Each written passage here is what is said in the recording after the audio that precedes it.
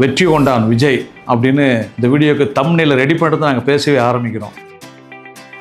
எப்படின்னா ஆரம்ப கட்டத்தில் வந்து அவர் வந்து நாளைய தீர்ப்புன்ற படத்தில் வந்து தன்னுடைய சினிமா கேரியரில் ஒரு ஹீரோவாக ஸ்டார்ட் பண்ணுறாரு. அப்பா டேரக்டரு, அதனால் பையனை ஹீரோவாக்கிட்டாரு, இந்த மூஞ்சியெல்லாம் நம்ம பார்க்க வேண்டியிருக்குது இப்படின்னு ஒரு பத்திரிகையில் விமர்சனம் வருது. அதுக்கப்புறம் அவர் வந்து தேவா படத்தில் வந்து அந்த ஒரு சின்ன ஒரு ஹோல் வழியாக கையை விட்டு சோப்பு போடுவார், இப்போ தவறுதலாக ஹீரோயின் நினச்சி மாமியாருக்கு போட்டுருவார்ன்ற மாதிரி ஒரு காட்சி கமர்ஷியலுக்கு வைக்கப்பட்ட அந்த காட்சி வந்து ட்ரோல் செய்யப்பட்டு பத்திரிகைகளில் வந்து அந்த காட்சிகளை பற்றி கமெண்ட்ஸ்லாம் போட ஆரம்பித்து அவரை வந்து வேறு மாதிரி படத்து ஹீரோன்ற மாதிரிலாம் கமெண்ட்ஸ் வந்துக்கிட்டு இருந்தது. சினிமா அந்த கேரியரில் பார்த்தீங்கன்னா அவருக்கு அப்பப்போ சின்ன சின்ன தோல்விகள் பின்னடைவு வந்தால் கூட உடனே அதை வச்சு அவரை அப்படி கட்டம் கட்டலாம் முடிவு பண்ணும்போது கூட அவர் அதுக்கு எந்த ரியாக்ஷனும் காட்டாமல் இருந்து அடுத்து ஹிட்டை கொடுத்து தான் அதை வந்து அவர் ப்ரூவ் பண்ணி கடைசியாக தன்னை வந்து உண்மையிலே ஒரு வெற்றி கொண்டான் அப்படின்னு சினிமாவில் ப்ரூவ் பண்ணி ஒரு உச்சத்துக்கு போனார். ஒரு வெற்றி கொண்டனாக தன்னை சினிமாவில் ப்ரூவ் பண்ண விஜய் அரசியலில் ஒரு வெற்றி கொண்டனாக ப்ரூவ் பண்ணுவாரான்னு எல்லாருமே எதிர்பார்த்துட்டு இருக்காங்க. உங்களைப் போல நானும் தான். கிளாப் ரெடி நேயர்களுக்கு வணக்கம். வெற்றி கொண்டான் விஜய் அப்படின்னு இந்த வீடியோக்கு தம்ப்நெயில ரெடி பண்ணிட்டு தான் நாங்கள் பேசவே ஆரம்பிக்கிறோம். ஏன்னா அவர் விஜயோடைய அந்த ஃபிலிமோகிராஃபின்னு சொல்லுவாங்க இல்லையா, அவர் சினிமாவில் வந்து அவருடைய கேரியர் அதை நம்ம வந்து உட்காந்து அனலைஸ் பண்ணுறப்போ ஒரு நிறைய விஷயங்கள் புதுசாக தெரிய வந்துச்சு. எப்படின்னா ஆரம்ப கட்டத்தில் வந்து அவர் வந்து நாளைய தீர்ப்புன்ற படத்தில் வந்து தன்னுடைய சினிமா கேரியரில் ஒரு ஹீரோவாக ஸ்டார்ட் பண்ணுறாரு. அப்படி ஹீரோ நடிக்கிற முதல் படத்துலேருந்து வந்து பார்த்திங்கன்னா அவருக்கு விமர்சனங்கள் தான் வருது, எதிர்மறை விமர்சனங்கள் வருது. அப்பா டேரக்டரு, அதனால் பையனை ஹீரோவாக்கிட்டாரு, இந்த மூஞ்சியெல்லாம் நம்ம பார்க்க வேண்டியிருக்குது, ஏன்னா அவங்க அப்பா காசு போட்டு படம் எடுக்கிறதால இப்படின்னு ஒரு பத்திரிகையில் விமர்சனம் வருது அந்த முதல் படத்துக்கு. அதனுடைய தொடர்ச்சியாக அடுத்தடுத்து விஜய் அந்த படங்களில் நடிக்கிறாரு, சேசி தயாரித்து இயக்குகிறார்.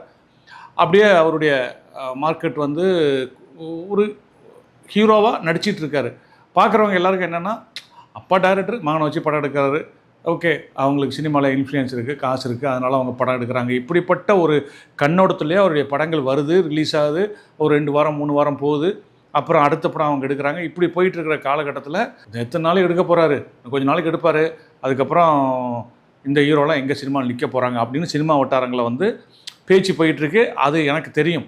ஏன் எனக்கு அது இந்த மாதிரி கமெண்ட்ஸ்லாம் தெரியும் அப்படின்னா, அப்போ வந்து எஸ்ஏசி அவர்களுடைய அசிஸ்டண்டாக இருந்தவர் தான் இயக்குனர் பவித்ரனும் சங்கர் அவர்களும். நான் எஸ்ஏசி அவர்களை வந்து உதவி இயக்குனர் சேர்றதுக்கு வாய்ப்பை கேட்டு போய் இவர்களுடைய பழக்கம் ஏற்பட்டு பவித்ரன் அவர்கள் படம் இயக்கும்போது நான் அந்த படத்தில் வந்து உதவி இயக்குனராக ஒர்க் பண்ணுறேன். அதில் சங்கர் இணை டேரக்டராக ஒர்க் பண்ணுறதால எங்களுக்கு வந்து இந்த விஜயோடைய அந்த படங்களை வந்து அடிக்கடி நாங்கள் எங்களுடைய டிஸ்கஷனில் பேசுவோம்.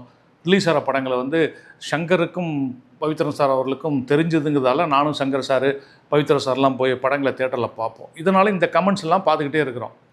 அதுக்கப்புறம் ஒரு கட்டத்தில் பார்த்திங்கன்னா அப்படியே போயிட்டுருக்கு. திடீர்னு பார்த்தா கேப்டன் அவர்கள் வந்து விஜய் அவர்களோட செந்தூரபாண்டி படத்தில் வந்து கெஸ்ட் அப்பியரன்ஸ் நடிக்கிறாரு. அந்த படம் வந்து விஜய் அவர்களுக்கு வந்து கொஞ்சம், அதாவது பிஎன்சி ஆடியன்ஸ் சொல்லக்கூடிய அந்த சென்னையை தாண்டி இருக்கக்கூடிய தேட்டர்களெல்லாம் வந்து வசூல் கொஞ்சம் நல்லா வந்து விஜய் அவர்கள் வந்து காசு போட்டு இவரை வச்சு படம் எடுத்தால் ஒரு கொஞ்சம் லாபம் பார்த்துடலாம் அப்படின்ற ஒரு ஹீரோவானிய லேபிள் வாங்கி அந்த ஒரு சின்ன வெற்றி ட்ராக்கை நோக்கி திரும்புகிறாரு.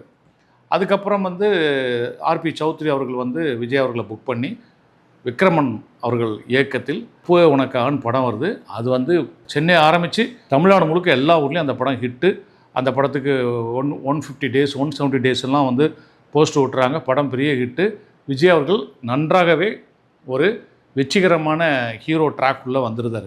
வந்ததுக்கப்புறமா அவருக்கு நிறைய படங்கள் புக் ஆகுது. இதில் நீங்கள் கூர்ந்து கவனிச்சிங்கன்னா விஜய் அவர்கள் இந்த பூவே உனக்கா வரைக்கும், அதாவது பிஃபோர் செந்தூரபாண்டி வரைக்குமே அவர்கள் வந்து நடிச்சிருக்க படம் எல்லாமே அவங்க அப்பா டைரக்ஷனில், இல்லை புது டைரக்டர்ஸு, புது தயாரிப்பாளர்கள், இப்படி தான் அவர் நடிச்சிட்டு இருக்கிறாரு. அப்போ வந்து அவர் நூன் ஷோ ஹீரோன்னு சொன்ன கமெண்ட்ஸை நான் என் காதால் கேட்டிருக்கேன். அதுக்கப்புறம் அவர் வந்து தேவா படத்தில் வந்து அந்த ஒரு சின்ன ஒரு ஹோல் வழியாக கையை விட்டு சோப்பு போடுவார், அப்போ தவறுதலாக ஹீரோயின் நினச்சி மாமியாருக்கு போட்டுருவார்ன்ற மாதிரி ஒரு காட்சி கமர்ஷியலுக்கு வைக்கப்பட்ட அந்த காட்சி வந்து ட்ரோல் செய்யப்பட்டு, அப்போ அந்த காலத்தில் வந்து இந்த மாதிரி சோஷியல் மீடியாவில் கிடையாதால் பத்திரிகைகளில் வந்து அந்த காட்சிகளை பற்றி கமெண்ட்ஸ்லாம் போட ஆரம்பித்து அவரை வந்து வேறு மாதிரி படத்து ஹீரோன்ற மாதிரிலாம் கமெண்ட்ஸ் வந்துக்கிட்டு இருந்தது. அப்புறம் பூவே உனக்கா வந்ததுக்கப்புறம் அவர் ஒரு வெற்றிகரமான ட்ராக்குள்ளே வந்துட்டாருன்னு சொன்னேன் இல்லையா. இப்போ வெற்றிகரமான ட்ராக்குள்ளே வந்ததுக்கப்புறம் அவருக்கு வந்து கொஞ்சம் தெரிஞ்ச டேரக்டர்கள் அவருக்கு படம் பண்ண ஆரம்பிக்கிறாங்க. கொஞ்சம் எஸ்டாப்ளிஷ் ப்ரொடியூசர்ஸ், அதாவது சினிமாவில் ஆல்ரெடி படம் எடுத்துருக்க தயாரிப்பாளரும் அவரை புக் பண்ணுறாங்க. அப்படி விஜயுடைய கிராஃப் வந்து அங்கே பூவே உனக்காலேருந்து மாறுது.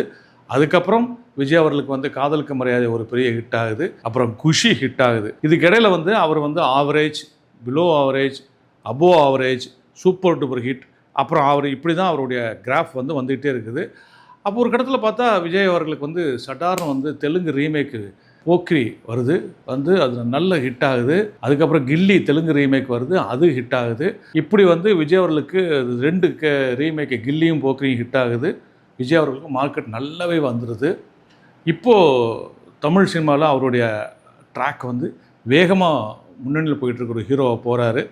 இந்த நேரத்தில் நீங்கள் பார்த்தீங்கன்னா 2010க்கு அப்புறம் கவனித்து பார்த்தீங்கன்னா விஜய் அவர்களுக்கு வந்துட்டு ஒரு 2010லேருந்து இப்போ அவர் 2024 கோட்டு படத்தோடு அவர் வந்து நான் நடிப்பிலிருந்து நிறுத்துறேன்னு சொல்லிட்டு அதுக்கடுத்த ஜனநாயகம் கமிட் ஆனார். ஜனநாயகம் இன்னும் ரிலீஸ் ஆகலை. ஸோ 2010லேருந்து ஜனநாயகம் வரைக்கும் அவரை நம்ம பார்த்தோம்னா அவருடைய கிராஃபில் அப்பு டவுனு தான் இருக்கும். படங்களில் ஒரு படம் ஹிட் ஆகும், ஒரு 3 படம் ஆவரேஜு, ஒரு படம் பயங்கர ஃப்ளாப்பு, அதுக்கப்புறம் ஒரு 3 படம் நல்லா ஓடும், அப்புறம் ஒரு படம் சுமாராக போகும், அப்புறம் இன்னொரு படம் அதை விட சுமாராக போகும், இன்னொரு படம் நல்ல படமாக போகும். இப்படியே வந்து அவருக்கு 2010 இருந்து இந்த 2025 அதாவது வந்து கோட்டு வரைக்கும் ஜனநாயகம் இன்னும் ரிலீஸ் ஆகுறதால நம்ம அதை வந்து நம்ம அதனுடைய ரிசல்ட்டுக்காக நம்ம அதை என்ன ரிசல்ட் இருக்கும் உங்கள் எல்லாருக்குமே தெரியும். இருந்தாலும் நம்ம அதை ரிலீஸ்க்கு முன்னாடி அதை பற்றி நம்ம ரிசல்ட்டை பற்றி பேசக்கூடாதுன்றதுக்காக கோட்டு வரைக்குமே அவருடைய கிராஃப் வந்து கொஞ்சம் மேலே, அப்புறம் கொஞ்சம் கீழே, அந்த கீழே போகிறது கம்மியாக போகும், அதுக்கப்புறம் கிராஃப் மேலே போயிடும். இப்படியே தான் அவருடைய படங்கள்லாம் வந்து வெற்றியை கொடுத்துட்டு இருந்துச்சு. அப்படி அவருடைய அந்த கிராஃப் பார்க்கும்போது அவருக்கு வந்து ஒரு ஏற்றம் இருக்கும், தடான ஒரு இறக்கம் இருக்கும். இப்படி ஏற்றம் இறக்கம் வரும்போது எல்லாமே அவருடைய அந்த இறக்கத்தில் பயங்கரமாக கமெண்ட் வரும். உதாரணமாக சொல்லப்போனால் நீங்கள் இந்த புலின்னு ஒரு படம் வந்துட்டு அவருக்கு வந்து ஃப்ளாப் ஆகும்போது அதை வச்சு பண்ணாத ட்ரோலே கிடையாது. அந்தளவுக்கு வந்து அவரை வந்து அந்த படம் வந்தப்போ வச்சு செஞ்சாங்க. அவர் அதுக்கு எந்த ரியாக்ஷனுமோ எதிர்வினையும் ஆட்டாமல் அடுத்த படம் வந்து அவருக்கு அடுத்தடுத்து ஹிட்டு கொடுக்க ஆரம்பித்தார். இப்படியாகத்தான் அவருடைய சினிமா அந்த கேரியரில் பார்த்தீங்கன்னா அவருக்கு அப்பப்போ சின்ன சின்ன தோல்விகள் பின்னாடி வந்தால் கூட உடனே அதை வச்சு அவரை அப்படி கட்டங்கட்டலாம் முடிவு பண்ணும்போது கூட அவர் அதுக்கு எந்த ரியாக்ஷனும் காட்டாமல் இருந்து அடுத்து ஹிட்டை கொடுத்து தான் அதை வந்து அவர் ப்ரூவ் பண்ணி கடைசியாக தன்னை வந்து உண்மையிலே ஒரு வெற்றி கொண்டான் அப்படின்னு சினிமாவில் ப்ரூவ் பண்ணி ஒரு உச்சத்துக்கு போனார். அந்த உச்சத்துக்கு போயிட்டு அந்த உச்சத்தில் இருக்கும்போது தான் நான் என்னுடைய இருக்கிற உச்சபட்சமான இடத்த அடைஞ்சாச்சு அப்படிங்கிறத அவர் ப்ரூவ் பண்ணி அதையும் மேடையில் சொல்லி அந்த இடத்த விட்டுட்டு நான் வந்து அரசியலுக்கு வந்தேன் அப்படின்னு தான் அவர் வந்து கட்சியை ஆரம்பித்தார். அவர் வந்து கட்சியை ஆரம்பிக்கிறதுக்கு முன்னாடி ஒரு இன்சிடெண்ட் நடந்துச்சு. அந்த இன்சிடெண்ட்டை வந்து நான் வந்து அடுத்த வீடியோவில் உங்களுக்கு வந்து மேபி அடுத்த வீடியோ இல்லை அதுக்கடுத்த வீடியோவில் நான் உங்களுக்கு பதிவு போடுவேன். அந்த இதுக்கு என்ன நாங்கள் இது பிளான் பண்ணி வச்சுருக்கோம்னா நடிக்க தெரியாத விஜயம் தான் வச்சுருக்குது. ஏன்னா அப்படி ஒரு இன்சிடெண்ட் வந்து எனக்கு ரொம்ப ஆச்சரியமாக இருந்தது. ஸோ விஜயுடைய வெற்றி எல்லாமே ரொம்ப அழகாக அவர் தன்னைத்தானே கட்டமைத்து கொண்டு வச்ச விஷயந்தான் அவருடைய வெற்றி. ஸோ இப்போது அந்த உச்சத்துலேருந்து நான் அரசியலுக்கு வந்திருக்கிறேன், மக்களுக்கு தொண்டாற்ற வந்திருக்கேன்னு டிவிக்கு ஆரம்பித்து இன்றைக்கி வந்து ஆல்மோஸ்ட் எலெக்ஷன் நெருங்கிட்டார்.